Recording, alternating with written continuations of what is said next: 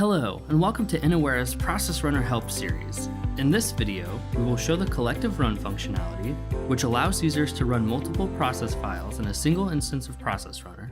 Let's begin on the Start screen of Process Runner and select the back arrow to access the Home ribbon. Next, let's select the Tools ribbon and click the Collective Run button. In the Collective Run window, we can add a new collective run by clicking on the New button. The Edit button allows us to edit collective runs that have already been created. The Run button will run the selected collective runs. The Delete button will delete the selected collective runs. Clicking the Settings button allows us to allocate a working folder for the collective runs. We also have an option to exit Process Runner instance on successful execution, which we will leave checked for this example. Let's click OK and press the New button to create a new collective run. Here we can add files by clicking the Add File button. We have the option to add files from our local drive or eShare.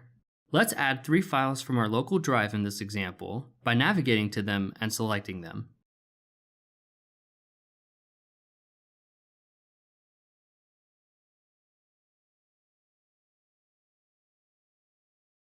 Once we have added our files, we have the option to select a logon shortcut for the SAP system we want to run our files in. Let's click the checkbox and select our shortcut. Next, we can enable a few validation settings, such as stopping the collective run if a file is missing or on the first error. Let's select the Stop if File is Missing option for this run.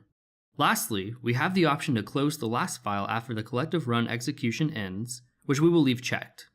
Furthermore, at the top, the Delete File button will delete files added to the collective run.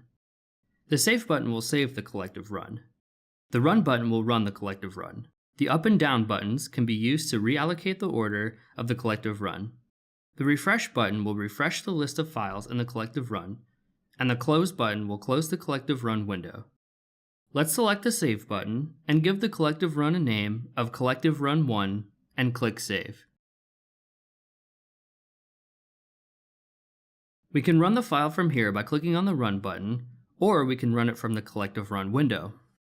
Let's click the Close button to see the collective run we created in the Collective Run window.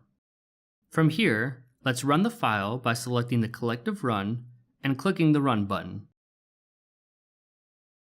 In the background, we will see the 3 process files being automatically processed, along with the status information written directly to the corresponding Excel files.